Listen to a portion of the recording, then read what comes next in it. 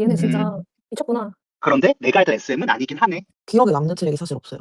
솔직히 다 추천합니다. 다 들으세요. 안녕하세요. 오늘은 여자 아이돌 앨범 수록곡 이야기를 해보려고 합니다. 요즘 타이틀 말고도 앨범 전체의 완성도로 얘기할 수 있는 팀들이 꽤 많아졌잖아요. 그래서 오늘은 2025년에 나온 여돌 앨범 5장을 가져왔고, 그 중에 3장은 각자 한 앨범씩 맡아서 조금 더 깊게 이야기를 해보려고 해요. 먼저 저희가 선정한 여돌 탑5 앨범은 엠믹스의 포워드, 그리고 또 엠믹스의 블루 발렌타인, 아일릿의 밤, 하츠투하츠의 포커스, 트리플S의 어셈블 25인데요. 먼저 엠믹스의 포워드랑 블루 발렌타인은 저희가 이미 충분히 엠믹스 편에서 이야기를 했던 앨범들이라서 오늘은 복습 정도로만 가볍게 짚고 넘어가려고 합니다. 먼저 엠믹스 블루 발렌타인이랑 포워드가 탑5 앨범에 선정된 이유를 가볍게 얘기를 좀 하고 넘어가고 싶은데요. 혹시 이거 말씀해 주실 분 계신가요? 먼저 포워드랑 블루 발렌타인은 살짝 3년 동안 받았던 평가들이 약간 믹스팝은 난해하다, 대중성이 부족하다는 말을 되게 많이 들었잖아요. 그거에 약간 정면으로 얘기하는 앨범이라고 저는 느꼈거든요. 그동안은 사운드 실험이 앞섰다면 약간 이 앨범은 서사나 감정, 관계성까지 다 갖추면서 이들이 이 선택을 고집했던 이유를 제대로 보여줬던 앨범이라서, 그러니까 이 친구들이 보여줬던 어떤 발전과 성장을 너무나도 많이 보여줬기 때문에 이 앨범을 뺄 수가 없더라고요, 둘 다. 원래라면 조금 다양성 있게끔 여러 걸그룹들이 들어갈 수 있게끔 엠믹스 앨범 하나만 얘기하려는데 이 두 가지 전부 다 너무 크게 케이팝 씬에 의미가 있는 앨범이라고 생각을 해서 이거 절대 뺄 수 없다 생각해서 둘 다 선정한 것 같습니다.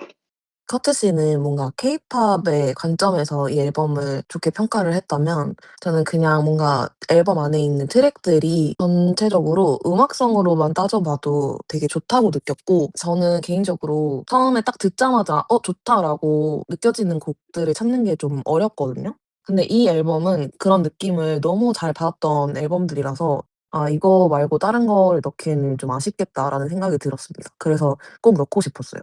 저도 두 분 말하시는 게 둘 다 공감이 돼요. 그래서 저희가 같은 아티스트지만 올해 발매한 두 앨범을 전부 다 선정할 수밖에 없었다고 생각을 하거든요.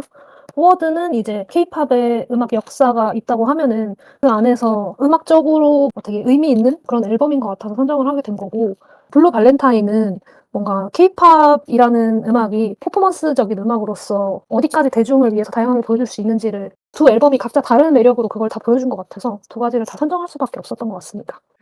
맞아요.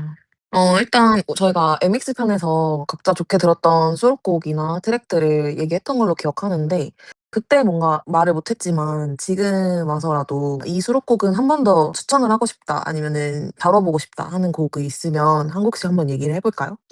저는 일단 블루 발렌타인에 있는 리얼리티 헐츠 트랙이 오늘 다시 듣다 보니까 너무 좋았어요. 음. 제가 자세한 장르를 계속 찾아봤는데 그냥 EDM의 저지 클럽 뭐 이런 식으로밖에 안 나와 있더라고요. 뭐 정확한 장르까지는 구체적으로 파악을 못 했는데 생각보다 EDM의 강렬한 사운드에 저지 클럽 리듬이 합쳐지는 게 이질적이지 않고 너무 똑똑하게 잘 편곡을 했다는 생각이 좀 들었고 그 자극적인 사운드에 빠져드는 그 감상을 오늘 받아 가지고 처음에 그 앨범을 들었을 때는 느끼지 못했던 그런 느낌을 오늘은 또 받아서 한번 추천을 하고 싶은 트랙이고요. 혹시 제니 씨는 어떤 거 있을까요? 저도 뭔가 블루 발렌타인 앨범에 있는 포디움이라는 곡을 짚고 넘어갔으면 좋겠다라고 생각을 했는데요. 엠믹스 하면 믹스팝에 대한 얘기를 되게 빼놓을 수가 없잖아요. 그런 면에서 엠믹스가 올해 보여준 두 앨범들 워낙 다 좋아서 다음 트랙 넘어갈 때마다 최애곡이 바로바로 바뀌는 수준이지만, 들으면서 이제 엠믹스의 시작부터 같이 해온 믹스팝 트랙들이 어떻게 진화해 왔는지, 어떻게 발전을 해왔는지도 집중해보면 재밌을 것 같아서 이 곡을 선정을 해보게 되었는데요. 포디움이라는 곡이 뭔가 초기의 믹스팝이 장르 두세 개를 좀 단순히 트랜지션 안으로 연결하는 느낌이 있었다면, 이 트랙에서는 좀 세련되게 장르적인 특징을 녹여내면서도 전형적으로 강하게 임팩트를 전달하는, 좀 케이팝적인 임팩트도 있는 뭔가 믹스팝의 절정? 이런 것들을 볼 수 있는 트랙 중에 하나였던 것 같아요. 그래서 선정을 하게 됐고요. 포디움에서는 뭔가 소냐르에서 느낄 수 있었던 레게톤 그리고 힙합 베이스의 그런 믹스팝 형태의 다이스라는 곡에서 느껴지던 808 베이스를 사용한 트랙 긴장감의 빌드업, 완급 조절 이런 것들이 잘 합쳐진 최종 진화 버전 그런 것들로 저한테 느껴졌던 것 같아요. 그런 사운드들이 이제 포디움이라는 곡의 가사가 "최고를 향해 전진을 하겠다."라는 되게 강력하고 비장한 포부를 담은 노래잖아요.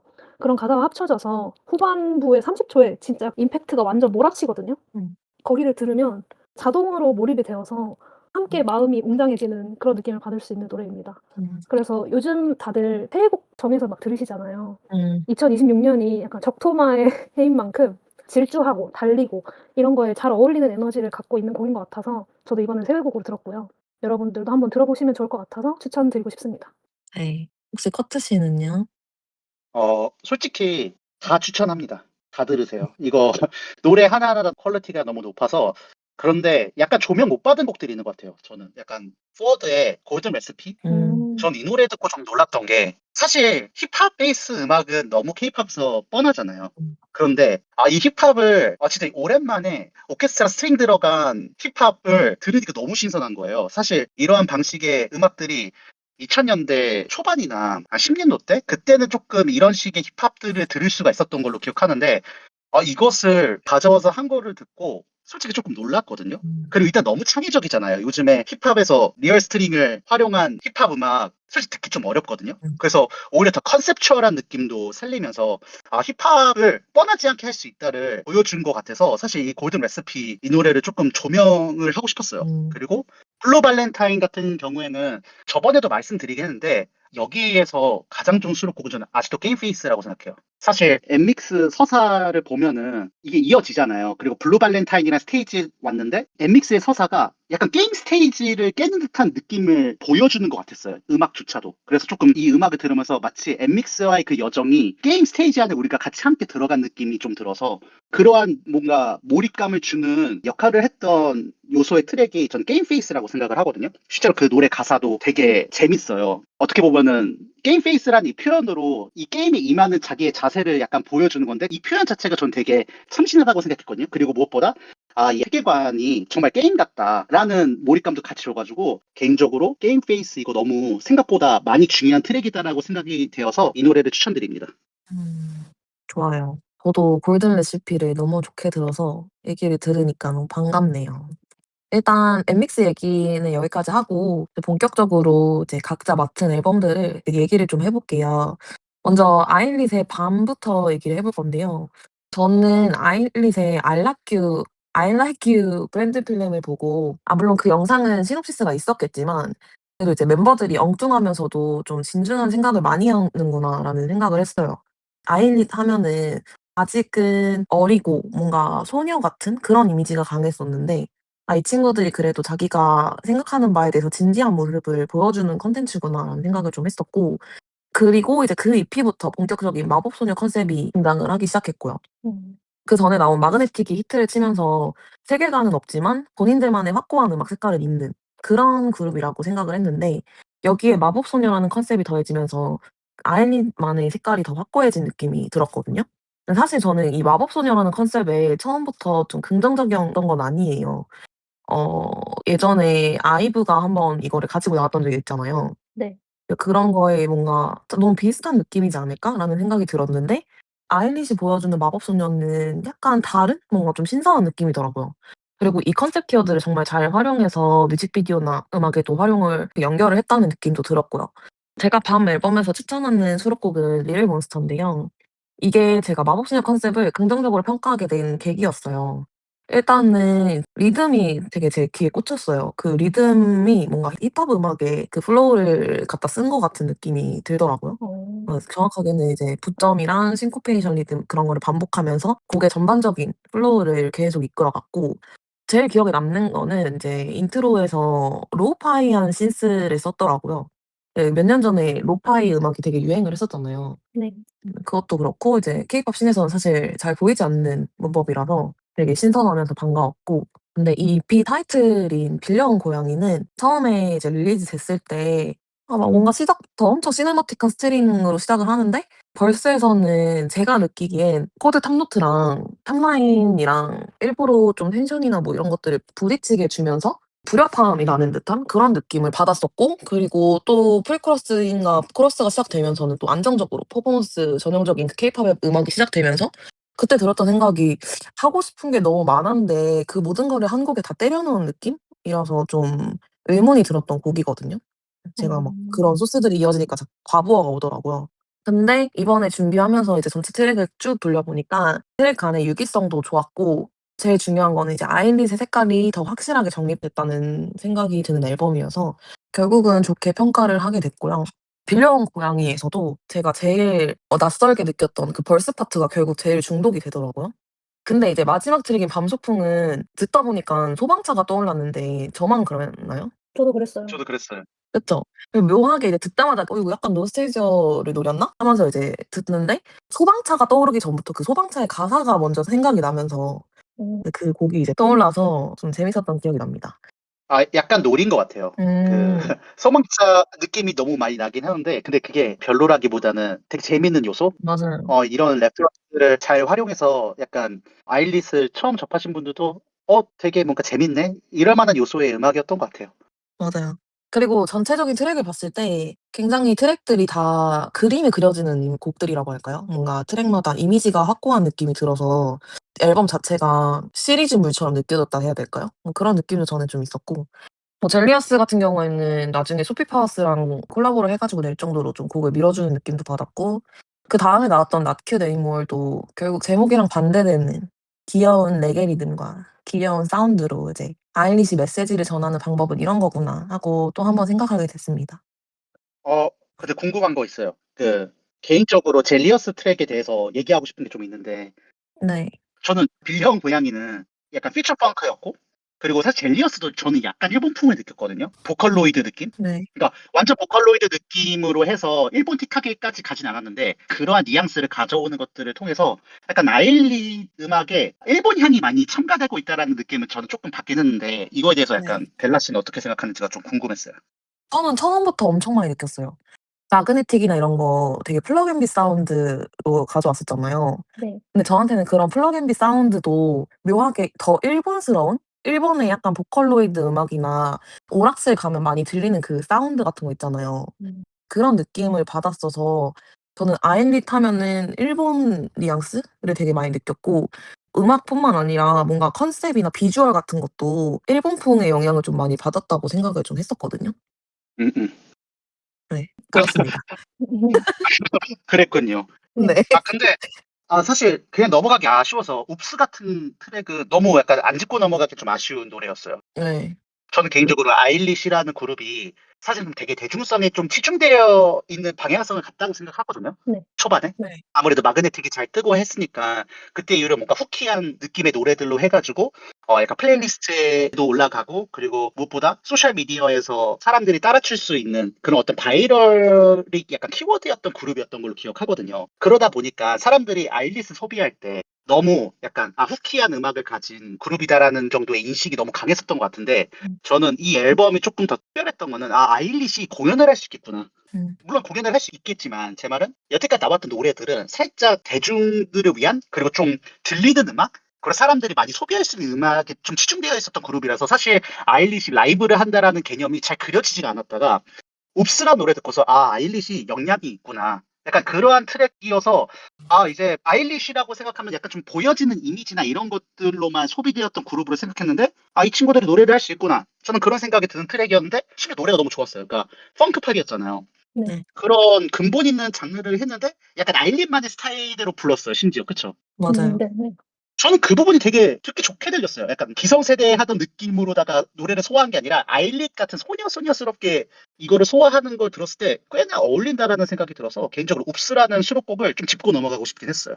저도 아까 리를 몬스터 추천했는데 웁스랑 되게 고민을 많이 했거든요. 음. 저는 기본적으로 펑크를 되게 좋아해서 그냥 제 취향으로만 따졌을 때 웁스를 듣자마자 반응을 했던 거는 사실이에요. 근데 약간 한 번 꼬아서 그래도 쪼끔 더 아일리스러운 거는 리를 몬스터가 아니었나라는 생각을 했는데 아까 제가 그 EP가 아일릿의 색깔을 더 확실하게 정립한 앨범인 것 같아서 좋게 평가했다고 했잖아요. 커트 씨가 말씀하신 것처럼 웁스도 근본 있는 펑크팝 기반이지만 아일릿의 색깔이 보이게끔 그들만의 방식으로 뭔가 보여준 트랙인 것 같아서 저도 고민을 좀 많이 했습니다. 웁스랑 리를 몬스터랑. 저는 아까 커트 씨가 웁스 얘기하면서 듣는 곡이 아니라 무대를 얼마나 잘하는지를 느낄 수 있었다 뭐 이런 얘기를 해 주셨잖아요. 저도 옵스라는 곡을 선정을 했고 그 선정을 하면서 그게 저한테도 되게 핵심적인 포인트였거든요. 음, 이 곡의 무대를 보면서 진짜 저도 아일릿이 무대를 얼마나 잘하는지 아일리시 무대에서 어떤 매력을 보여줄 수 있는지를 진짜 100% 아니고 200%로 경험할 수 있는 곡이다. 이런 생각이 들었고요. 제가 느끼기에는 그 소녀라는 아일리시 꾸준히 지금 가져오고 있는 컨셉 안에서 보여줄 수 있는 진짜 최강의 퍼포먼스를 담은 곡 같아서 아일리시의 커리어가 계속 쌓일수록 계속 기억될 만한 곡 중에 하나인 것 같아요. 사실 저는 이 앨범을 처음에 들었을 때 타이틀곡 빌려온 고양이로 마법소녀라는 컨셉 자체를 너무 잘 보여줘서 그거에 빠져서 계속 듣느라 수록곡들을 되게 많이 들어보지는 못했는데요. 그런데 어느 날 릴스를 넘기다가 경희대 대학축제 옵스 모카님을 마주했는데요. 여러분들 이거 보신 적 있으세요? 아니요. 아니요, 못 봤어요. 아 진짜 이거 옵스 모카가 진짜 레전드더라고요. 제가 몰랐는데. 없으니까 이거 했구나. 이거를 공연을. 몰랐네. 대학 축제에서 몰랐네. 이제 했는데 아 진짜 표정 연기가 엄청 상큼한 여름 미소녀의 그게 너무 대단해 가지고 제가 그 무대를 처음부터 끝까지 다 봤어요. 그날 그 노래를 처음 알았는데. 그래서 이제 그날 이후로 그 노래를 계속 들으면서 음원만 들어도 이제 모카 씨가 계속 생각이 나는 거죠. 음. '아 너무 대단했지.' 이러면서. 꼭 볼게요. 아 진짜 꼭 보셔야 돼요. 그래서 그거를 보면서 어떤 생각이 들었냐면 그 예전에 몇 년 전에 특히가 긴가민가요 무대 개인 캠 영상이 되게 뜬 적이 있었잖아요. 네. 표정 연기나 그런 표현력 네. 같은 걸로 하입이 됐을 때의 그런 느낌을 받아 가지고 음. '아 이거 되게 오랜만에 느낀 멤버 개인의 스타성, 음. 연기력 이런 능력으로 노래가 얼마나 살아날 수 있는지를 볼 수 있는 좋은 사례다.'라고 생각을 했고요. 음. 그리고 이거 말고도 최근에 스포티파이 퍼포먼스 비디오 이런 것들을 스포티파이가 이제 슬슬 콘텐츠를 만들더라고요. 네. 근데 그 비디오를 보고 나서도 이전에는 모카 씨밖에 몰랐는데 다른 멤버들도 이제 표현력이나 댄싱을 하는 게 너무 좋아 가지고 이전에 아일리시 보컬적인 파워가 쪼끔 약해서 질타를 받았던 그런 시기가 있었던 것 같은데 이 노래의 무대를 제가 몇 개 보고 나서 아 아일리시 좀 그런 편견을 살짝 깨고 무대를 얼마나 잘하는지를 되게 많이 저는 느꼈던 것 같아서 진짜 꼭 한번 보시기를 추천드리고 싶습니다. 꼭 보겠습니다. 그리고 제가 한 가지 더 아일리 곡들에 대해서 짚고 넘어갔으면 좋겠다라고 싶은 부분이 있었는데요. 그 여러분들은 혹시 아일리 곡들이 항상 코러스 들어가기 직전에 잠깐 퍼즈가 된다는 거 알고 계셨어요? 그 잠깐 멈춘다는 건가요? 네. 잠깐 트랙이 뮤트가 되거든요. 몰랐어요. 오. 저도 몰랐거든요. 근데 이번에 아일리 트랙들을 다 들어보는데 그게 딱 느껴지더라고요. 그러면서 음. '아 이거 되게 스마트한 포인트다.'라고 생각이 들었는데 아일리시라는 그룹이 컨셉이라고 해야 될까? 주제로 가져오는 것들이 좀 소녀들이 뭔가 옛날에 한 번쯤 꿈꿔본 뭐 상상이나 환상이나 공상 같은 거를 주제로나 소재로 많이 다루잖아요. 네. 그런 거를 노래에 많이 녹이는 만큼 현실적이고 일상적인 공간에서 그런 노래를 듣는 리스너들을 코러스가 시작하기 전에 딱 퍼즐을 걸어 가지고 아일리시 다루는 환상으로 확 몰입시키는 느낌을 주는 것 같아요 저는. 약간 터닝 포인트죠. 네. 벨라 씨가 말씀하셨다시피 데뷔 초반에 특히 좀 마그네틱이나 틱택 같은 좀 후킹하고 그러니까 올록볼록하고 아기자기한 그런 사운드 이펙트가 많이 사용된 곡일수록 반복되는 노래 특유의 너무 반복되는 그거를 잠깐 끊어 주고 듣는 사람으로 하여금 어디서 아일리과 아일리 노래의 매력을 느껴야 되는지 일타 강사처럼 그걸 찝어 주는 것 같아서 되게 작은 부분이지만 사운드적으로 되게 스마트한 선택을 하고 있는 것 같아서 그 부분을 얘기를 해 드리고 싶었고요. 특히 제가 이번에 그 아일리 노래를 찾아 들으면서 MR을 모아 놓은 그거를 한번 들었거든요. 네. MR을 들었을 때 그런 트랙의 흐름 그거를 딱 집중시키는 그런 역할이 잘 느껴져서 한번 MR을 들어보는 것도 추천드립니다. 되게 포인트를 잘 찝으시네요. 그럼요. 좀 놀랐어요. 어 보통 그렇게까지 나노미터로 들을 생각을 못 하다 보니까. 음. 근데 되게 일리 있는 얘기네요. 그러니까 좋을 것 같아요. 잠깐 퍼즐 시켜서 약간 집중시키게 하는 거? 약간 좀 음. 걔네들이 보여주고 싶어 하는 포인트를 좀 집중시키는 장치로서 활용했다라는 거가 너무 납득은 되네요. 근데 저는 한 번도 인지를 하지 못했어요, 근데. 그것도 그렇고 이제 공상과 이상 이거의 경계를 만들어 주는 그러니까 딱 진짜 터닝 포인트를 눌러 주는 그런 느낌으로 사용한 거니까. 근데 저도 그걸 못 느꼈는데 그거를 찾아낸 게 더 신기해요. 아마 인스 들으면서 들렸나? 그럴 수도 있어. 맞아, 맞아요. 음. 인스트를 들으니까 그게 너무 잘 들리는 거예요. '아 얘네 진짜 음. 미쳤구나.' 이러면서 들었습니다. 제니 씨가 더 미친 것 같아요. 네. 맞아요. 저는 대단하네. 미쳤습니다. 신기하네. 네. 자, 여기까지 이제 아일릿의 밤 앨범을 얘기를 해 봤고요. 다음은 이제 제니 씨가 맡은 하트 투 하트의 포커스 앨범이에요. 이 앨범 처음에 들었을 때 가장 먼저 느꼈던 인상부터 말해 주실 수 있나요? 이번에 포커스 EP를 처음 듣고 느꼈던 거는 약간 지난 영상 속에서 얘기했던 라이즈 앨범을 들었을 때의 느낌과 제일 비슷했는데요. SM이 있지만 SM 걸그룹의 정통 후계자가 '정말 하츠 투 하추가 맞구나.' 하는 그런 인정이 먼저 제일 들었던 것 같아요. 왜냐하면 이제 이 그룹이 이수만이 없는 버전의 SM이 처음으로 선보인 걸그룹이잖아요. 그런 만큼 '어떤 음악적 컬러를 새롭게 가져올까? 그리고 뭐 SM만의 색깔을 얘네는 어떻게 담아낼까?' 하고 집중이 많이 됐었던 걸로 기억을 해요. 근데 이제 당시에 데뷔곡을 좀 살짝 플레인한 느낌으로 뭔가 신비롭고 몽환적인 무드를 집중해서 보여줬던 것 같은데요. 당시에 약간 '소녀시대의 뒤를 잇는 다이넌 그룹이다.'라는 수식어랑 같이 나온 그룹인 만큼 좀 더 SM의 맛을 담기를 바랐던 것 같아요, 저 개인적으로는. 근데 이제 타이틀이 다소 플레인해 보일 수 있는 무드였던 것만큼 중독적인 느낌은 있었긴 하지만 심심하다는 평도 좀 있었던 것 같은데요. 그래서 '다음 노래가 데뷔곡이랑 같은 방향일까? 아니면 좀 다르게 나올까?' 이런 생각을 많이 했었는데, 그런데 이번 EP에서는 데뷔곡에서 보여줬던 하투아의 몽환적인 느낌을 좀 더 중독적으로 좀 더 세련되게 발전시켜서 그 그룹만의 정체성을 확실하게 굳히고 그 무드를 제대로 느낄 수 있는 사운드를 드디어 보여준 것 같아요. 특히 타이틀곡이 되게 오리지널리티 있는 하우스 장르였잖아요. 그렇다 보니까 하투한테서 느낄 수 있는 청순하고 러블리하면서도 몽환적인 무드를 지향하는 걸그룹들의 결 사이에서 안에서 차별화되는 하투아만의 고급스러운 느낌이 잘 느껴졌던 앨범 같습니다. 다른 분들은 어떻게 들으셨나요?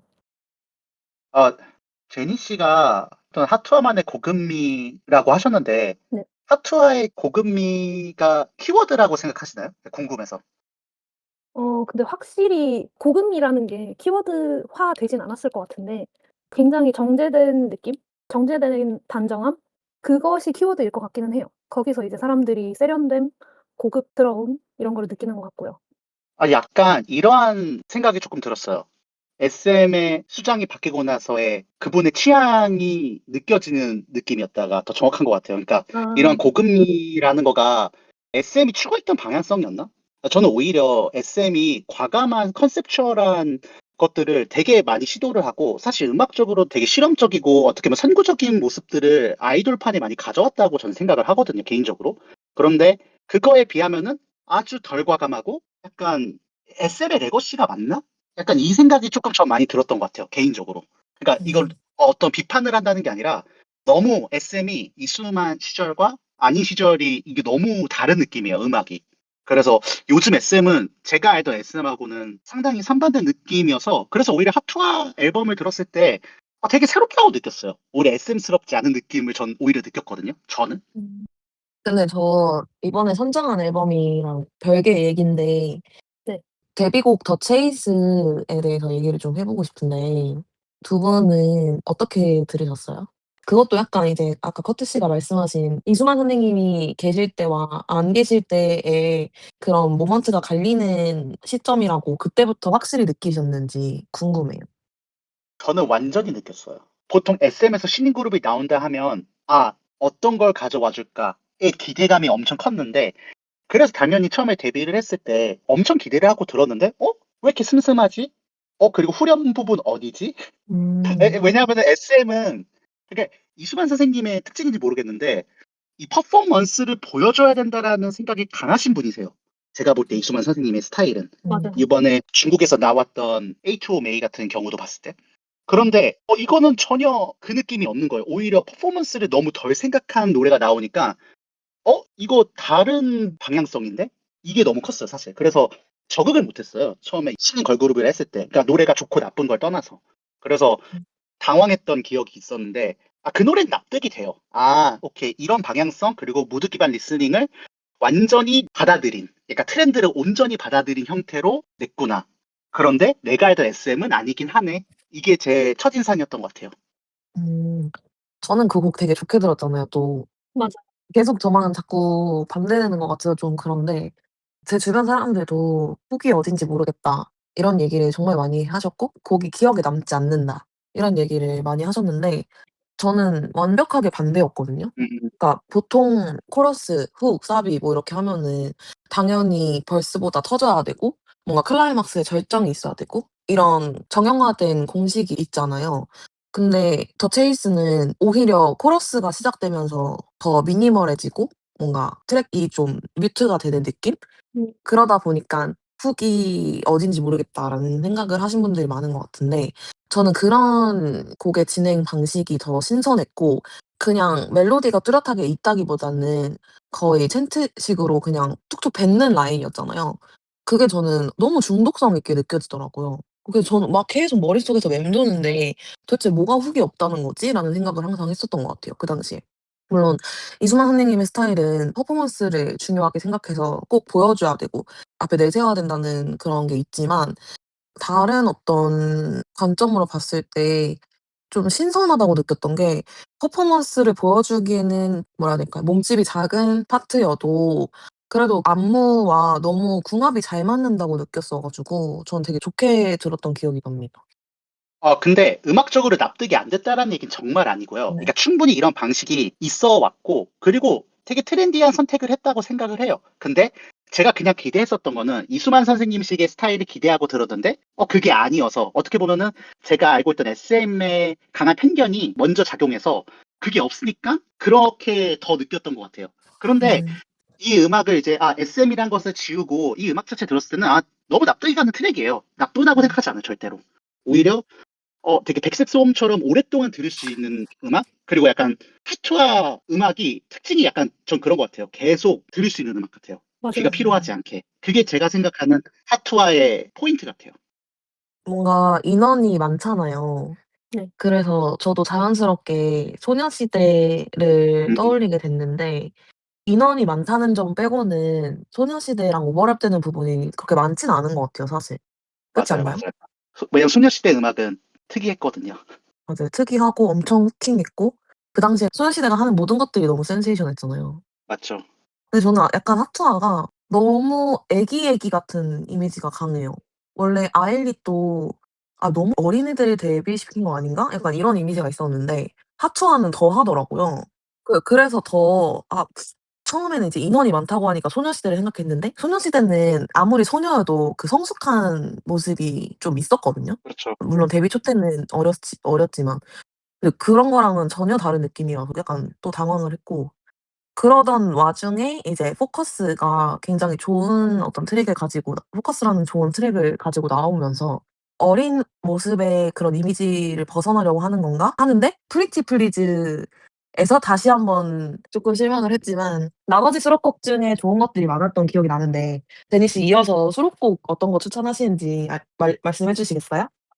네. 일단 우선은 그 소녀시대의 방향성이 그렇게 잘 느껴지지 않았다? 네. 그 부분에 대해서 쪼끔 더 얘기를 하고 싶은데요. 사실 처음에 더 체이스를 들었을 때는 저도 그때 뭔가 기사의 뭔가 어떤 수식어로 '이 그룹은 소녀시대의 명맥을 잇는 그 이후로 되게 오랜만에 선보이는 다이너믹 그룹이다.' 이런 제목을 봤던 기억이 나거든요. 네. 그래서 저도 소녀시대 특유의 쪼끔 파워풀하고 후킹한 뭐 그런 느낌들을 생각을 했는데 더 체이스가 너무 느낌이 달라서 어쨌든 기대했던 방향성이랑 다르니까 되게 놀랐던 느낌이 있어요. 음. 근데 저는 스타일이라는 그 이후에 나온 곡을 들으면서 '아 어쩌면 그때의 얘기를 정말 하고 있구나.'라는 생각이 살짝은 들었던 것 같고요. 뭐 별나 씨가 느낀 대로 이번 EP 속의 그 수록곡들을 들으면서 소녀시대 발라드 노래 중에 SM 팬분들이 되게 좋아하시는 곡들이 몇 개 있거든요. 네. 근데 그런 것들이 약간 겹쳐 보이면서 '아 뭐 어쩌면 이런 느낌으로 소녀시대의 뒤를 잇는 그런 느낌일 수도 있겠구나.' 음. 하는 생각이 살짝 들었던 것 같아요. 음. 아무튼 이제 수록곡 얘기로 다시 넘어가자면요. 이 안에서 제가 추천드리고 싶은 곡은 플러터라는 곡이에요. 이 EP 안에서 애플파이라는 곡과 플러터 사이에서 고민을 되게 많이 했는데요. 아무래도 두 곡이 다 SM 선배 걸그룹 특유의 예쁘고 하모닉한 코러스 그리고 풍성한 백그라운드 보컬들이 많이 들어가서 편안하지만 풍성하게 들을 수 있는 트랙들이어서 고민이 많이 됐던 것 같은데요. 특히 레드벨벳 수록곡을 제가 좋아하는데 잘 만든 레드벨벳 수록곡 그 시절의 느낌을 많이 받아 가지고 즐겁게 들었습니다. 아무튼 그중에 플러터를 고른 이유는 투아의 보컬 라인의 매력이 각자 잘 담긴 노래 같아서 선정을 했는데요. 아무래도 기존에는 라인원 그룹이니만큼 그리고 어떠한 이야기나 메시지를 앞서서 보여주기보다는 어떠한 무드를 내세워서 보여주는 팀이다 보니까 한 곡 안에 다채로운 멤버별의 매력을 좀 보여주기도 어렵고 하나의 무드를 보여주기 위해서 챈트나 하모니 구성이 좀 많다 보니까 개개인의 매력을 좀 느끼기에는 어려웠던 것 같아요. 물론 뭐 걸그룹이라 하면은 제가 생각하기에는 그 그룹만의 단체 음색 같은 게 되게 뚜렷해야 한다는 거는 저도 정말 동의하거든요. 근데 한편으로는 메인 보컬이라는 포지션이 존재를 하고 그 포지션에 해당하는 멤버는 보컬적인 매력이 있으니까 거기 간 거잖아요. 그런 멤버들의 캐릭터도 어느 정도는 트랙적으로는 잘 드러나야 한다라는 생각이 들어서 플러터를 추천드리고 싶었어요. 거기서는 이제 하투와 보컬 라인 중에 거의 메인 보컬급으로 활동하고 계시는 카라멘 씨의 존재감이 되게 잘 드러났던 곡인 것 같고요. 그리고 뭔가 이런 보컬적인 캐릭터가 되게 잘 살아있고 보컬 파트별의 티키타카 아니면 뭐 1절, 2절의 조금 다른 느낌을 비교하면서 보게 되는 이런 트랙일수록 그룹의 연차가 쌓이면서 노래가 같이 맛이 들거든요. 그들이 노래 실력이 성장을 하면서 데뷔 초에는 뭐 이런 맛에 들었다면 연차가 쌓이고 나서는 또 저런 맛에 들을 수 있는 그런 보물 같은 트랙이 될 거라고 예상이 돼서 추천드리고 싶었습니다. 네. 네. 혹시 다른 분들은 어떻게 들으셨나요? 이 앨범. 저는 일단 애플파이를 좀 추천하고 싶은 트랙으로 골랐는데 일단 누디스코잖아요. 네. 그 음악이 시작되면서부터 그 누디스코 특유의 사운드가 있는데 그게 좀 너무 과하지 않으면서 이것도 아일리도 그렇고 하트와 때도 느낀 건데 어쨌든 이 그룹들이 여자 아이돌이고 좀 어린 친구들이고 소녀의 이미지를 갖고 있다 보니까 전반적으로 음악의 사운드도 많이 앙증맞게 어레인지를 하는 느낌이 들더라고요. 음. 혹시 느끼셨나요? 뭔가 누디스코 하면은 좀 쨍하고 그런 신디사이저의 사운드도 그런 게 있는데 전반적인 트랙 간의 유기성이 그러니까 트랙끼리 잘 묻을 수 있고 연결이 될 수 있게끔 사운드를 만졌다는 느낌이 좀 들었고 이 노래가 좋았던 거는 가장 하트와스러운 트랙이었던 것 같아요, 제가 느끼기에는. 어. 뭔가 이 트랙의 주제도 우리만의 비밀을 애플파이로 나누면서 그 우정을 나누는 그런 주제잖아요. 네. 자기들만의 어떤 상징적인 거를 주제를 담음으로써 이 곡의 완성도가 더 높아졌다고 생각을 했고 그냥 곡이 너무 좋았어요. 맞아요, 네. 맞아요. 곡이 너무 좋아서 저는 애플파이를 추천하고 싶습니다. 저는 이 앨범 약간 그나마 좀 SM 레거시적인 게 들어갔다. 레드벨벳 수록곡 같다는 말에 너무 공감을 하는 게 레드벨벳이 약간 좀 음식 이름 가지고 제목을 좀 많이 지었던 것 같아요. 아이스크림 케이크나 아니면 쿠키자 같은 약간 느낌 있는 음식을 제목으로 짓는 방식부터 약간 좀 SM 레거시 같이 느껴졌고 그리고 이 누디스코잖아요. 근데 사실 이 케이팝판에 하우스 음악을 들여온 게 SM이잖아요. 네. 그러니까 이 누디스코도 아까 말씀드렸던 것처럼 벨라 씨가 원래 쨍하고 어떻게 보면 더 세게 박히는 음악이어야 되는데 조금 하우스 느낌처럼 몽글몽글하게 만들어놨어요. 이 누디스코를. 그래서 되게 옛날 SM을 떠올릴 수 있는 음악을 가져왔다? 그런 의미로 애플파이 저도 되게 좋게 들었거든요. 저도 사실 플러터하고 애플파이 이 두 개를 제일 좋아해요. 근데 뭔가 애플파이가 조금 더 그 전에 SM의 느낌이 나면서 하투아의 이미지에 맞게 되게 몽글몽글한 그리고 또 약간 뽀용한 미감이 섞여 있는 느낌으로 되게 잘 만들었다. 왜냐하면 보통 누디스코 들으면 되게 직관적이잖아요. 멜로디나 이 비트나 그런 것들을 조금 덜어낸 느낌이 이게 하투아식의 어떤 SM 트랙 그런 느낌이 좀 들어서 애플파이라는 트랙을 추천하고 싶습니다. 네. 뭔가 근데 앨범이 나왔을 때 트랙들을 들으면서는 그래서 되게 하투아가 보여주려고 하는 무드? 그런 것이 너무 잘 느껴져서 좋았는데 연말 무대를 보면서 아쉬움을 조금 느꼈던 것 같아요. 스코트 씨가 말씀하신 것처럼 하투아는 약간 요즘 트렌드라고 할 수 있는 멀멀하고 뽀용한 미감을 그대로 인간화한 버전? 그런 식의 무드를 가지고 가고 있잖아요. 네, 이 앨범의 트랙을 들으면서 앞서 말한 무드나 미감 같은 거를 진짜 약간은 변태적이라고 느껴질 만큼 정제하고 선택해서 되게 단정하게 내놨다라고 느껴지는데 그게 어떻게 보면은 노래로 들었을 때는 되게 좋다고 느껴지는데 연말 무대 같은 거를 보면서 제가 아쉬움을 느꼈던 게 보통 연말 무대를 보면 약간 뷔페 같은 느낌을 원하잖아요. 그렇죠. 이런 맛있는 것도 먹고 저런 맛있는 것도 먹고 뭐 그런 재미로 보는 건데 하투하의 무대를 보면서는 약간 아직도 엄청 고급지고 깔끔하고 맛있긴 한데 메인 요리가 아직 안 나왔다라고 저는 느껴지는 것 같아요. 음, 음. 물론 이제 요즘 걸그룹 시장에서 보지 못하는 그런 치밀하게 설정된 예쁜 무드? 뭐 이런 것들은 맞다고 느껴지는데 포커스가 80년대의 그 시카고풍 하우스라는 되게 전통적인 댄스 플로어에서 비롯된 장르니까 뭐 다 같이 뛰어노는 케이팝적인 느낌의 리믹스가 어려웠던 것도 있을 것 같고 무대로서는 예쁜 멤버들이 춤추고 노래하는 모습이나 무대의 미감을 그냥 구경하는 느낌이었달까요? 다 같이 즐겼으면 좋았을 텐데. 아, 무슨 느낌인지 너무 알 것 같습니다. 음. 어떤 느낌으로 말하는지 이해가 돼요. 뭔가 살짝 아직도 옛날식 약간 아이돌 느낌? 솔직히 좀 나요. 그런 부분에서는. 음, 요즘에는 저는 트렌드가 아예 바뀌었다 생각하거든요. 요즘에는 저는 아이돌들이 접근이 가능한 존재로서 꾸며질 때 효과가 더 있고, 실제로 요즘에는 그런 아이돌들을 더 원하는 추세라고 전 느끼거든요. 맞아요. 근데 뭔가 아직도 뭐 이런 말 하면 좀 그럴 수 있는데, 너무 신적인 존재 아이돌의 그 느낌을 아직도 활용하는 느낌이 전 들어서, 그러니까 뭔가 망가지라는 얘기는 아니지만, 좀 무대에서 같이 노는 아이돌의 느낌이 덜하다 보니, 좀 무대에서 그 임팩트가 확실히 떨어진다라는 느낌이 저는 받긴 해요. 음, 그래서 저는 약간 비슷하지만 살짝 다르게 느낀 게 하투하가 그런 사람들이랑 소통하는 면은 뭐 자컨이나 릴스, 뭐 인스타그램 포스트 이런 것들을 통해 되게 그 부분은 잘하고 있다고 느껴져요.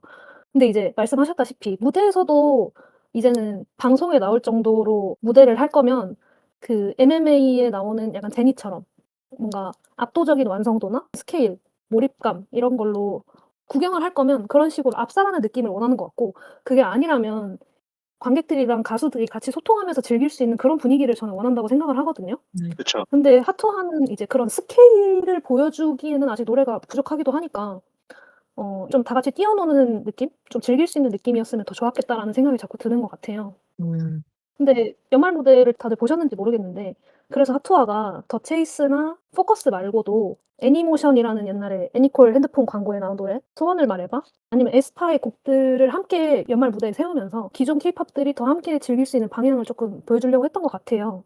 어쩌면은 그리고 이런 식으로 한 방에 있는 기존 케이팝처럼 후반부의 하이라이트가 분명한 곡들 중에서 사람들이 어떤 느낌을 좋아하는지 실험을 해보려고 하는 느낌도 살짝 저는 들었고요. 음. 음, 근데 애초에 이 하투아라는 그룹의 기획 자체가 정말 아이돌스러운 아이돌인 것 같거든요.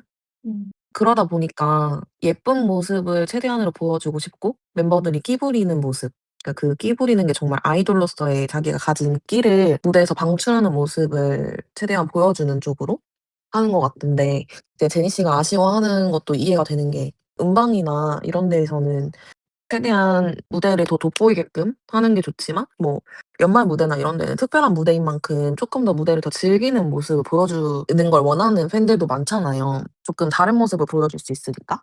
예. 네. 그래서 제니 씨가 어떤 부분이 아쉽다고 생각하는지 저도 그 부분은 너무 이해가 됐고 다만 애초에 이 그룹의 방향성이 쪼끔 아이돌스러운 아이돌인 것 같다는 생각이 저는 쪼끔 들어서 음악도 그리고 사실 그런 거를 보여줄 수 있는 음악은 잘 없었던 것 같아요.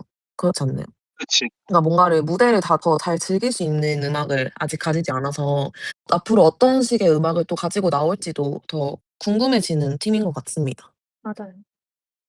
그러니까 사실 이 앨범 자체로 음악적으로만 들었을 때는 전 되게 훌륭하다고 생각을 해요. 어찌됐든 이성수표 SM의 그룹이 나왔고, 새로운 SM은 이러한 맛이구나라는 것을 충분히 납득시켰고, 어떤 색깔인지를 인지는 시켰던 것 같아요. 그래서 그 기획 안에서 이 음악의 방향성은 전 되게 뚜렷하다고 생각을 하고, 그리고 되게 타겟이 저는 분명하다고 생각했어요, 이 음악이. 그리고 그 타겟은 생각보다 무드 기반 리스닝을 즐기는 모든 사람들을 대상으로 되게 대중성을 많이 생각하고 낸 거라고 생각해요. 오히려 음악적으로는.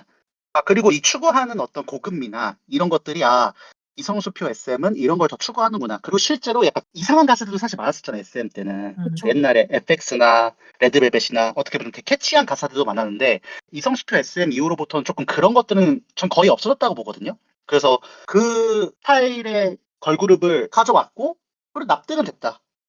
어떤 면에선 되게 신선한 느낌을 전 좀 많이 받았어, 이 앨범적으로. 그리고 음악이 되게, 저도 느꼈지만 되게 고급스럽다 생각했어요. 그래서 남녀노소 할 거 없이 그냥 편안하게 틀 수 있는 음악이다? 그런 면에선 저는 나왔던 앨범 중에서 가장 이지 리스닝이지 않을까. 그리고 대중적으로 많이 틀어질 만한 음악이라고 저는 생각이 듭니다. 네. 커트 씨 앨범으로 넘어가기 전에 제니 씨 마지막으로 하실 말씀도 있으신가요? 앨범에 대해서? 뭔가 마지막으로 정리를 한번 하고 넘어가자면 이번 EP로 하츄터츄라는 그룹의 정체성을 되게 확실하게 담은 앨범이었다고 생각을 해요. 그리고 그 그룹만의 무드를 사람들이 잘 느꼈다고도 생각을 하고요. 근데 다만 하투하의 커리어는 이제 시작을 했는데 더 체이스나 포커스처럼 이렇게 엄청난 디테일을 가지고 있는 고도로 정돈된 노래들을 꾸준히 가져올 수 있을까 하는 생각이 저는 자꾸 들었던 것 같아요. 음, 뭔가 아직 파투아도 콘서트가 아니라 이제 팬콘을 하려고 하는 걸로 알고 있거든요. 앞으로의 콘서트나 다양한 대학 축제 같은 것을 생각을 하면은 좀 더 뻔하지만 신나는 곡들 뭐 그런 것들도 많이 필요할 텐데 하투아만의 댄스 트랙이 나올지 아니면 보여줬던 것처럼 회사 선배님들의 생각이 나는 아는 맛의 곡들을 보여줄지가 궁금합니다. 네. 자, 이제 마지막으로 커트 씨가 맡은 트리플 S의 어셈블 25입니다. 먼저 어떻게 생각하셨는지 자유롭게 한번 편하게 말씀해 주시겠어요? 사실 트리플스는 매년마다 이제 24명의 완전체로 정규 앨범을 발표하는 어셈블 시리즈거든요. 근데 일단 규모 자체에서 주는 웅장함이 있죠.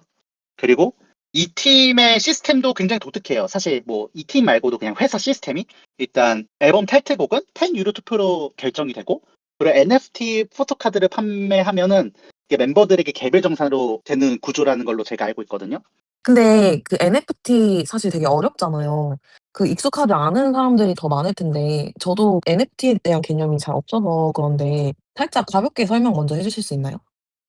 가볍게 말씀드리자면 네. NFT는 대체불가 토큰이라고 해서 쉽게 말하면 디지털 컨텐츠에 아니면 지적 재산권에 이건 진짜 내 겁니다라고 증명할 수 있는 소유권 장치거든요. 그래서 이게 음. 블록체인 기반이라서 위변조도 안 되고 내가 가진 이미지나 영상, 음악, 지적 재산권을 약간 하나뿐인 원본처럼 등록하고 거래할 수 있게 만들어주는 개념이고요. 그리고 음. 스트리프레스 같은 경우는 이걸 어떻게 쓰냐면 제가 알기로는 그들이 활용하는 플랫폼이 있는 걸로 알거든요. 그래서 음. 팬들이 거기에 플랫폼에서 NFT 형태 포토카드를 구매하면 그게 해당 멤버에게 실제 수익으로 연결되게끔 하는 구조라고 알고 있었어요. 그래서 이거를 하게 되면서 좋은 점은 약간 단순히 이게 굿즈를 산다는 개념보다도 내가 그 멤버의 활동이나 커리어에 조금 더 도움을 준다? 음. 약간 직접적으로 그 멤버를 후원한다라는 느낌이 들어서 그런 방향성이 어떤 면에서는 저는 좋다고 봐요. 그래서 케이팝 산업 안에서도 이 팬 참여의 수익 구조를 새롭게 연결하려는 어떤 모드하우스의 제이든정의 어떤 이런 시도에 대해서는 조금 인상 깊게 보고 있었어요.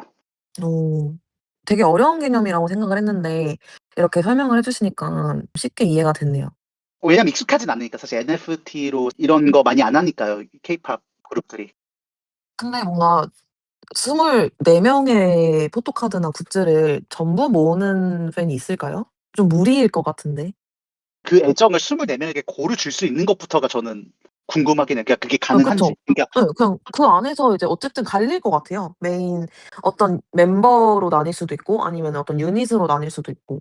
저는 무조건 약간 팬들 불만이 나올 수밖에 없는 구조라고 생각해요. 이 24명에서 어떤 유닛 내면은 얘는 왜 안 챙겨? 이런 구조 무조건 음. 나올 것 같은데 그래서 저는 이거를 일단 운영하고 있는 제이든 정 씨에게 응원의 말씀? 이렇게 이게 욕을 먹을 수밖에 없는 구조인 것 같아서 어쨌든 되게 그런 고점이나 그리고 하고자 하는 이런 세계관에 몰입감을 주려고 하는 노력들이 저는 보여가지고 근데 음. 이제 이걸 운영하는 건 또 다른 문제인 거잖아요. 그리고 그건 우리가 알 필요도 없고 그냥 그들이 만들어낸 컨텐츠와 음악을 즐기는 음. 입장에서 볼 수밖에 없는데 어찌됐든 이런 것들이 저는 뭐 팬들이 더 몰입을 하는 형태가 되는 포맷일 수도 있다라고 생각을 해요. 근데 맞아요. 어쨌든 이 앨범을 얘기하자면 사실 너무 네. 이쪽 그룹은 사실 할 얘기가 많아요. 이 회사에 대해서. 그래가지고 되게 음. 재밌어서. 저는 개인적으로 근데 이런 시스템도 떠나서 트리플 S 음악이 저는 되게 신선하다고 생각을 해요. 그러니까 음. 이번에 어셈블 25는 시스템적으로 어느 정도 그래도 기반을 다지고 있는 와중에 조금 음악적인 시도들을 되게 많이 해왔었거든요. 어셈블 24도 그랬고, 퍼포먼테라는 앨범도 있었고. 그런데 그러한 음악적 정체성을 조금 더 단단하게 가져온 것 같아요. 근데 제가 아까 말씀드렸던 것처럼 이전 퍼포먼테나 어셈블 24 같은 앨범들을 비교해보면 확실히 이번에 냈던 앨범은 실험성보단 대중성을 조금 더 의식한 방향의 앨범이라고 생각을 했어요. 음. 개인적으로는 저는 퍼포먼테가 트리플스의 역작이라고 생각하거든요. 근데 대중적인 반향이나 반응들은 조금 아쉬웠거든요. 네. 그래서 그런지 이번에 조금 더 대중을 의식한 앨범을 낸 것 같다라는 생각이 들었고 약간 제이든 정 씨의 스타일이 뭐냐면 드럼 앤 베이스가 이 사람의 기본 디폴트 값인 것 같아요. 일단 되게 네. 그 사운드를 좋아하시는 것 같고 그리고 약간 일본 향이나 유로팝적인 질감을 상당히 좋아하신다라고 느꼈는데 이번에도 그러한 느낌은 들었어요. 근데 훨씬 더 대중적으로 느껴지게끔 원래는 되게 몽환적인 느낌 좋아하시거든요, 이분이. 근데 살짝 좀 직관적으로 만들었던 것 같아요. 너무 멀리 떨어져 있지 않게끔. 그런 것들이 조금 인상 깊게 들었는데 물론 이전 했던 앨범에 비해서는 아쉬울 수 있을지언정 전 그래도 되게 케이팝에서 되게 신선한 사운드라고 생각해서 이 앨범을 조금 추천하고 싶었다는 생각이 들었어요. 그래서 이 앨범을 처음 들었을 때는 약간 놀랍다 이런 느낌보다 안정적이다. 약간 이런 생각이 더 컸던 것 같아요. 그리고 음. 타이틀곡 깨어도 펜투표로 선정된 곡인데 개인적으로는 안전한 선택이라는 생각은 들어요. 그러니까 기존의 트리플 S의 느낌? 전 개인적으로 가장 추천하고 싶은 수록곡은 투아시예요. 사운드만 보면 디아블로가 조금 더 실험적인 트랙이고 투스텝에 약간 하이퍼팝 사운드 섞인 느낌이어서 되게 좋다고 생각을 했는데 근데 뭔가 트리플 S라는 그룹을 떠올리고 그 정체성을 떠올릴 때는 투아시 가진 에너지가 가장 직관적으로 이 정체성을 담아냈다고 생각을 해서 투아스 조금 더 추천드리고 싶습니다. 네. 근데 저도 이 어셈블 앨범을 들으면서 그전에 퍼포먼테를 저도 되게 좋게 들었거든요. 음, 그때는 좀 트랙에 오리지널 힙합 트랙도 있었고 여러 가지 장르를 가지고 와서 되게 트랙을 계속 넘기면서 재밌게 들었던 기억이 나는데 이 앨범은 전체적으로 쪼끔 저는 다 비슷하다고 느껴졌어요. 음. 약간 안정적으로 간 것 같아요, 그냥. 네. 그러니까 리듬 베이스나 이런 것도 되게 비슷했고 제가 제이든정 님 블로그를 가끔씩 보는데 확실히 일본향을 많이 좋아하시는 것 같긴 하더라고요. 음악을 굉장히 다양하게 들으시긴 하는데 일본 음악을 좀 좋아하시는 것 같긴 하고 그런 게 트리플 S의 음악에서도 많이 느껴지더라고요, 저도. 근데 사실 일본향 싫어하는 사람이 있나요? 음악 좋아하는 사람 중에? 그러니까 좋아하면은 일본 음악을 들을 수밖에 없어요, 좀. 네. 저도 유로팝 되게 좋아하고 일본 음악 되게 좋아하는데 그러다 보니까 전반적으로 제이든 정의 댄스 음악은 기본적으로 유로랑 일본 느낌이 되게 반가워요, 저는 사실. 그래서 음. 저는 개인적으로 되게 좋아요. 그리고 혹시 투아시라는 노래를 선정했을 때 전 처음에 이 생각 들었거든요. 에스파의 Live My Life라는 노래 아세요, 혹시? 알죠. 약간 팝록 느낌의 노래인데, 네. 그러니까 아예 똑같다는 게 아니라 그러니까 방향성이 비슷한데, 근데 이제 투아스는 약간 드럼 앤 베이스하고 약간 유로팝의 약간 특유의 바운시한 사운드 있잖아요. 음. 그러니까 그런 것들이 섞여져서 만들어서 더 좋게 들었는데, 저는 개인적으로 이게 되게 대중적이라고 생각하거든요. 이 스타일의 음악이. 그래서 투아 되게 좋게 들었는데 어떻게 생각하시는지 좀 궁금하긴 하네요. 약간 저는 아까 더 체이스 얘기했을 때 기억에 남지 않는 트랙 그런 얘기했었잖아요. 네네네. 이 앨범이 저한테는 그런 느낌이었어요. 기억에 남는 트랙이 사실 없어요. 음. 음, 음.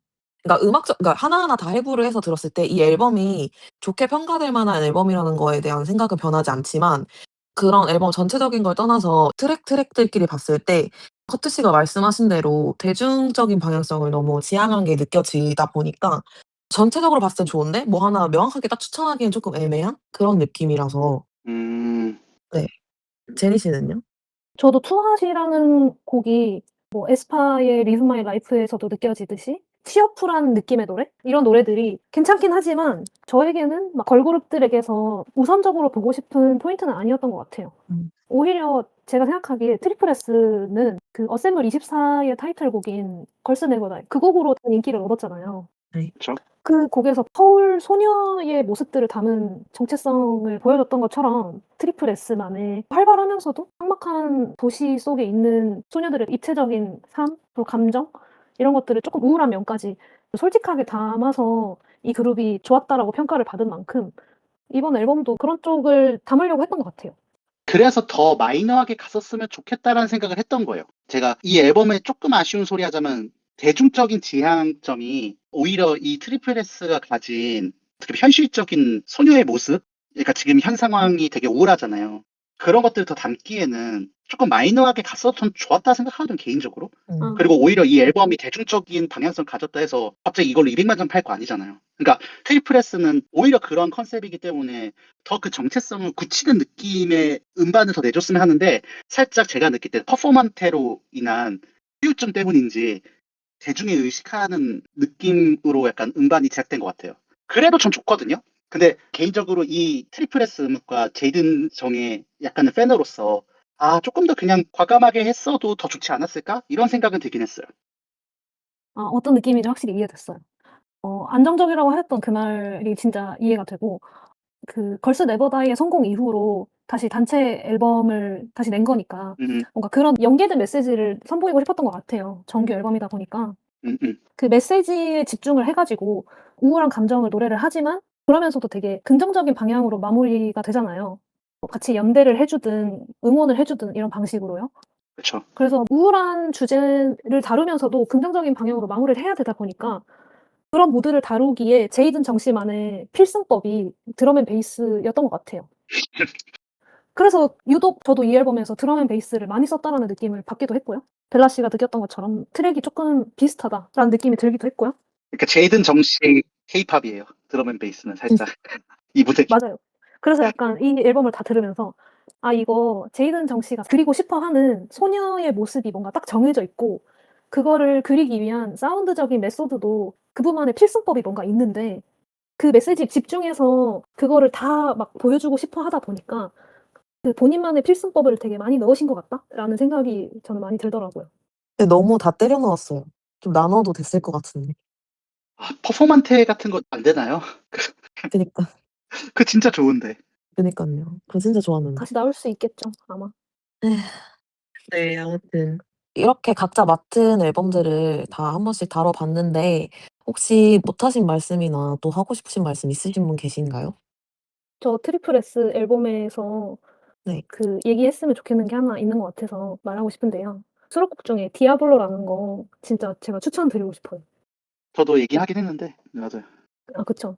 이게 어셈블 25의 타이틀이 될 뻔한 곡이거든요. 네. 그만큼 뭔가 그 저희가 계속 아까 말했던 그 제이든 정 씨의 필승법이 담겨 있는 느낌으로다가 사운드적인 완성도가 되게 좋아요. 이분의 음악 스타일을 좋아하시는 분이라면 잘 끓인 김치찌개 같이 비슷한 맛이지만 잘 끓여서 맛있다라는 느낌을 받으시고 싶으시다면 들으시면 좋을 것 같고요. 그리고 선정을 하게 된 게 약간 요즘 맨헤라라는 단어가 있잖아요. 아, 예. 그 단어가 되게 떠오르는 노래였거든요. 음, 음, 음. 음, 그래서 뭔가 이렇게나 내가 불안정한 사람이지만 이런 나라도 누군가가 사랑해 줬으면 좋겠다. 나를 버리지 말아 달라. 음, 누구나 약간 니디한 감정이 들 때가 있잖아요. 네. 그거를 가감없이 보여주는 곡 같아서 트리플 S의 노래가 뭔가 아쉬운 점이 있어도 이런 식으로 진짜 현실 사회의 단편적인 모습을 좀 잘 넣었다고 생각이 드는 부분이 좀 있어서 이 곡은 한번 들으시면 좋을 것 같습니다. 이어도 될까요? 네. 디아블로 진짜 솔직히 저도 개인적인 취향은 디아블로가 더 좋았는데 제이든 정 씨의 방향성에는 이번에 방향성에 맞춰주려면 투핫이 맞는 것 같다의 느낌인데 저도 디아블로 이 노래 진짜 좋아했거든요. 그리고 기존에 제이든 정 씨가 했던 방향의 음악과는 조금 다른 방향성이어서 이 디아블로를 좋게 들었던 것 같아요. 그래요? 유일하게 좀 유로팝 느낌 안 나게 이거 유일하게 제가 알기로 하이퍼팝 느낌 좀 넣은 곡인 걸로 기억하거든요. 이게 투스텝 기반으로 해서. 그래서 노래가 제이든 정식 한 것 중에서 가장 새로웠다. 이런 느낌이 들었던 트랙이긴 해요. 어셈블리 15에서. 개인적으로 가사가 좀 아쉽다는 생각을 해요, 사실. 가사가 조금 더 문학적이었으면 어땠을까? 약간 좀 오, 직관적이잖아, 가사가. 그쵸. 음, 그래서 살짝 오그라들었어요, 저는. 그러니까 무슨 말인지 너무 아는데, 조금 더 문학적으로 풀었으면 좋지 않았을까? 그러면 진짜 트리플 S 타이틀곡으로 선정했을 법했을 텐데.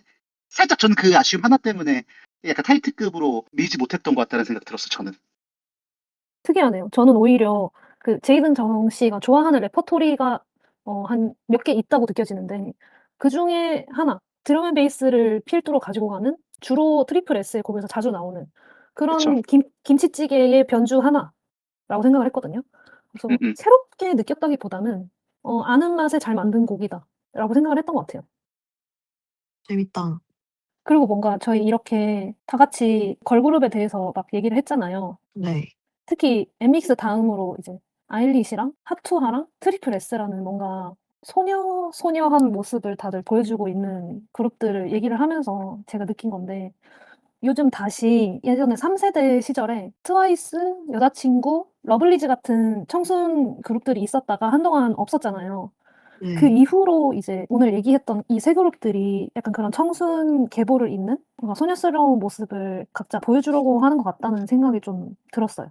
근데 제가 나이가 들어서 그런 건지 모르겠는데 청순이라기보다는 진짜 말 그대로 소녀 같은 느낌이에요. 애기 같은? 음. 실제로 연령대가 많이 어리기도 하고 제가 나이가 먹은 것도 있고 근데 그 3 세대 때의 청순함과는 비슷한 맥락이지만 와닿는 게 쪼끔 다른 느낌이랄까요? 쪼끔 더 정말 어린 친구들이 보는 느낌? 정말 소녀스럽긴 해요. 제가 생각하기에 그런 느낌을 받는 이유가 3 세대 소녀 청순 그룹과의 차이점이 그때는 남녀 간의 사랑 그 주제 안에서 소녀의 포지션이 되어서 사랑에 대한 얘기를 했다면은 물론 지금도 똑같이 사랑이라는 단어를 쓰지만은 그것보다는 더 넓은 영역의 사랑으로서 얘기를 하고 있는 것 같아요. 음. 오늘은 이렇게 2025년 여자 아이돌 앨범 중에서 타이틀이 아닌 수록곡 중에 꼭 얘기해보고 싶었던 곡들을 다시 한번 짚어봤는데요. 확실히 요즘에는 타이틀 한 곡보다도 앨범 전체를 어떻게 설계했는지가 그 그룹의 방향성과 색깔을 더 잘 보여주는 것 같아요. 오늘 다룬 그룹들 모두 각자 다른 방식으로 우리가 어떤 팀인지를 앨범 안에 담아내고 있다는 점에서 충분히 다시 이야기해볼 가치가 충분했던 팀들인 것 같고요. 음악은 앨범 단위로 들으면서 나만의 최애 트랙을 골라보는 것도 추천드립니다. 그리고 저희가 오늘 이야기한 곡들 말고도 "이 앨범에서 난 이 곡이 제일 좋았다." 같은 의견들도 분명히 있을 것 같거든요. 댓글로 여러분의 수록곡 픽도 꼭 남겨주세요. 저희가 다음 주제 정할 때 참고하겠습니다. 구독, 좋아요 눌러주시면 저희가 다음에도 더 재밌는 주제 가지고 올 테니까 꼭 눌러주시고요. 오늘도 저희 얘기 들어주셔서 감사합니다. 감사합니다. 감사합니다.